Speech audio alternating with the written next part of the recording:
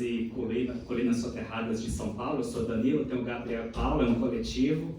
E tem muitos ângulos para descrever, né? Muitas histórias. Eu acho que sempre dá para resumir um pouco imagens, então eu montei um monte de fotos aqui para dar alguma noção básica. Geralmente as pessoas ficam meio hipnotizadas com esse mapa aqui do canto, que porventura também é Sacanga.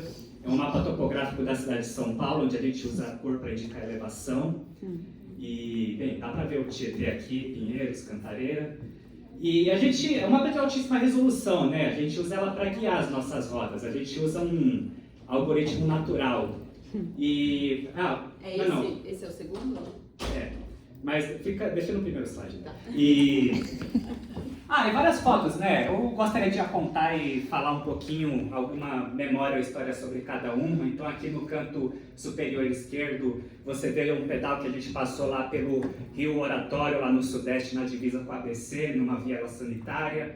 Ou então, por exemplo, tem no ABC ali, aquele tubão lá, que a gente estava olhando de binóculo e... A gente fez teste de água, incrivelmente estava limpo. Inclusive é uma coisa, porque a gente acha que a água está suja, mas a maior parte, na verdade, você faz o teste físico, é muito melhor do que a gente acha. Tem uma cachoeira lá no meio de Brasilândia, você pode ver do lado daquele mapa lá, e todo mundo fica chocado com essa cachoeira quando vê quão perto é do centro e quão anônimo é e como que são as condições em volta.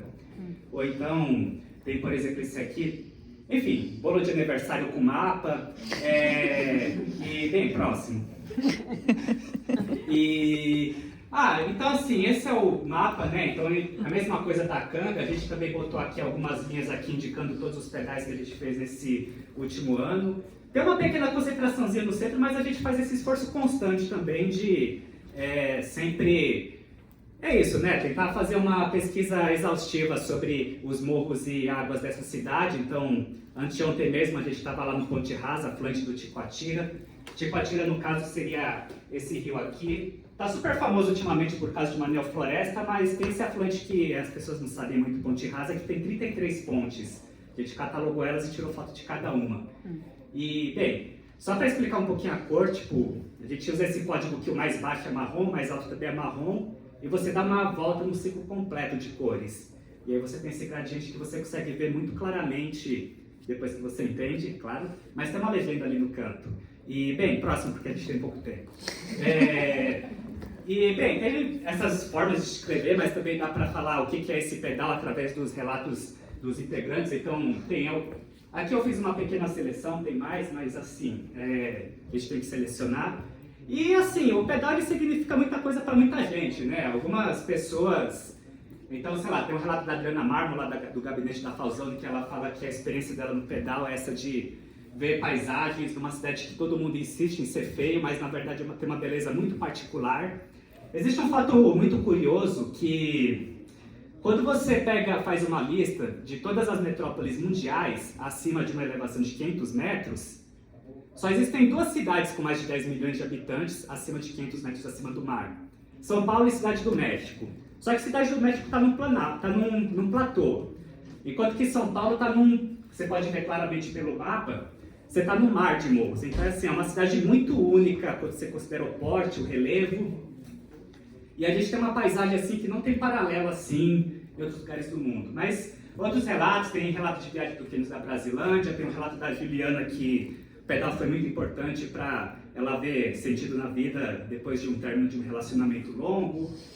O Thiago, que pedala faz 5, 6 anos, mas nunca teve amigos da bicicleta e agora ele se sentiu em casa e, enfim, está super feliz. Então tem muito essa função psíquica, né?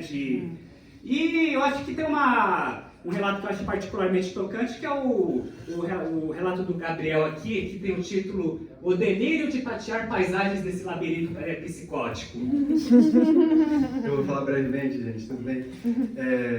Pensando no tema aqui do encontro, né, tecnologias sociais da memória, a gente entende que o relevo de São Paulo é um grande fonte de dados de memória sobre São Paulo. São Paulo é uma cidade que é muito cruel com a própria memória, né? A gente perde muito facilmente nossas referências visuais, nossas referências topográficas, mas o relevo é uma coisa que permanece por séculos, permanece por milênios, e acho que a tecnologia aqui que está envolvida é justamente a bicicleta, porque a gente entendeu que a bicicleta era uma grande ferramenta para a gente tatear esse relevo, que a gente entendeu como uma grande fonte de memória sobre o que é São Paulo, sobre como ela foi construída, como ela existe atualmente, né? E para terminar minha fala, eu acho que pensando nas falas que me antecederam aqui, inclusive parabéns pelas apresentações, a gente também, de maneira muito espontânea, a gente pedala, a gente prepara rotas, pedala às terças-feiras, e às vezes aparecem pessoas que conversam com a gente de maneira totalmente espontânea, moradores, pessoas que estão na rua, né, passeando e tal, e falam sobre as histórias dos bairros, falam sobre as histórias da hidrografia local. Às vezes nem sabem que a gente é um pedal hidrográfico e falam justamente sobre o rio, porque o rio realmente conta histórias do rio, ele tece uma memória de São Paulo que às vezes está esquecida, então as pessoas naturalmente encontram com a gente e proseiam um pouco sobre essas questões, né? Acho que é isso. É isso aí, próximo slide. E bem, tem esse slide aqui que eu uso muito para introduzir o que é afinal. Então, sei lá, o pedal hidrográfico são as pessoas, é o treco colorido, é os chamados na rede social, são os 10 grupos de Zap, a gente tem uma comunidade, então a gente tem um grupo destinado ao pedal para suar, a bicipassarinhadas, tem o grupo do coletivo de arte, impressora hidrográfica. O pessoal vive enchendo o nosso saco falando, vocês têm que participar de edital. Então a gente criou esse grupo edital hidrográficos para redirecionar a conversa e não ficar enchendo o saco no principal. E tem um que é o Orgulho da Lu, né? Que é o Neogeografia Hidrográfica, que é o grupo dos neogeógrafos. E tem o Wiki também, pedalhidrografe.com. É a base do conhecimento, qualquer um edita, pode ser anônimo. E próximo slide. E, bem, tem essa forma de memória bastante estruturada e sistematizada, porque afinal a gente tem um censo hidrográfico também. E assim, dando alguns números assim, desde o ano passado, a gente pode fazer essa contabilidade, 71 pedais, 64 numerados. Dentro desses 71 pedais, você teve uma quantidade de 237 pessoas distintas, o que geraram 761 presenças. E essas 761 presenças percorreu 2.137 quilômetros de rota, então multiplicando pela distância média, você tem 22.906 quilômetros sendo pedalados coletivamente por todos nesse labirinto psicótico. E uma coisa que a gente faz é que assim, a gente sempre fala para os iniciantes que assim, esse pedal é uma grande descoberta coletiva, né? A gente monta as rotas, a gente não sabe muito bem para onde a gente vai, a gente não reconheceu. Então, como a gente não sabe muito bem onde está se metendo, a gente tem que fazer cálculos explícitos de demanda energética usando modelagem física e matemática. Tem um artigo que eu vou passar no final aí. E a gente sempre fala essa coisa, o pedal de terça ele não pode passar de uma demanda energética de 400 kJ, porque, segundo a Organização Mundial de Saúde, em 3 horas uma pessoa destreinada mantém 50 watts de potência média, você multiplica 400 kJ. Então, qualquer um, e é um pedal que consegue misturar pessoas absolutamente iniciantes com pessoas absolutamente avançadas. Pessoas novas, pessoas velhas, começou a pedalar mês passado, começou a pedalar 20 anos atrás, e todo mundo fica feliz. Mas enfim, até essa coisa interessante do 426 kJ por rota, porque se você multiplica pela 761 vezes que as pessoas apareceram, você tem um dispêndio energético total de 324 mil kJ de energia. E você pode fazer uma comparação direta, porque você pega 1 litro de gasolina, é energia, no caso 40 mil kJ por litro. Então, toda essa dedicação que a gente botou, esses 22.900 quilômetros, basicamente a energia que a gente gastou foi equivalente a 8 litros de gasolina.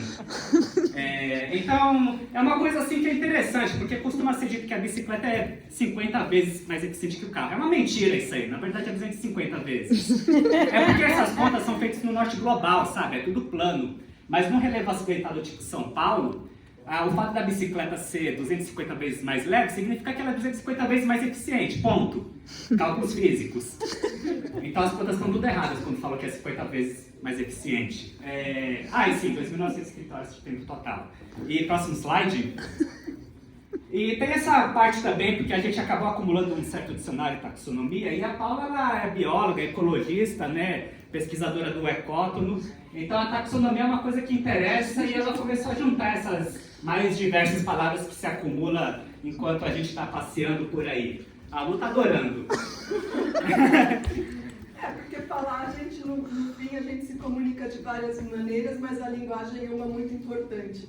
Então, assim como tudo que está vivo vai mudando, a gente vai criando outras palavras e que se adaptam a essa loucura que é Pedalar por São Paulo, que já é louco em si, então, que estão associadas à geografia, à linguagem e à própria ação de pedalar. Então, eu comecei a catalogar essas palavras como uma catalogadora e colecionadora que gosto de ser, e estamos criando um dicionário topohidrográfico que em algum momento vai estar online e também impresso, porque a gente também gosta de coisas gráficas.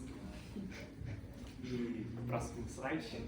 E, bem, tem como a gente prepara os nossos pedais, né? Existe uma certa metodologia, então, para a realização de pedal, a gente tem esse fluxograma, onde a gente faz a solicitação de ideias para o público que oferece, e, enfim, a gente também está fazendo um zine, porque afinal é isso, né? É muito difícil você pensar, pô, vou passear, você tem que pensar em muitas...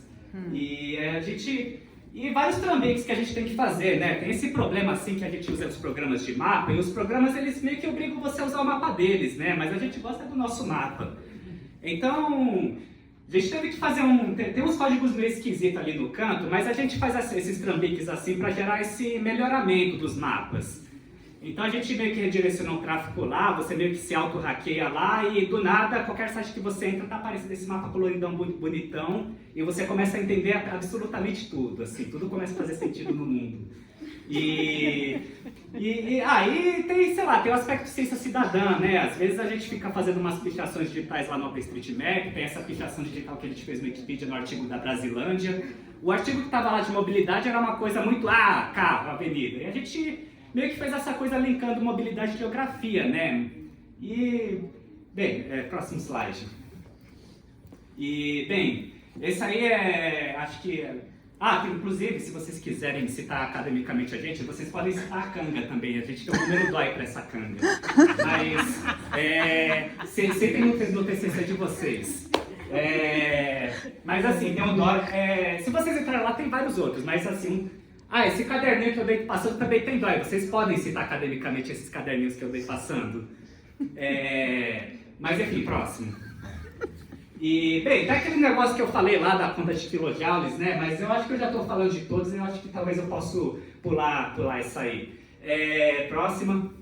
E, bem, é isso aí, gente. Tem QR Code se vocês quiserem entrar nos 12 grupos de Zap, tem link para o Wiki Hidrográfico, Instagram. Venham no domingo na Feira Miolos, Biblioteca Mário de Andrade. E é isso aí, um prazer. É terça-feira, 8 horas.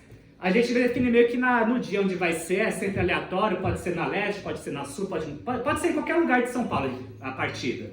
Mas toda terça às 8, se vocês seguirem o Instagram, vocês podem vir. E domingo a gente vai trazer várias publicaçõezinhas muito divertidas na Miolos. Venham lá. Obrigado.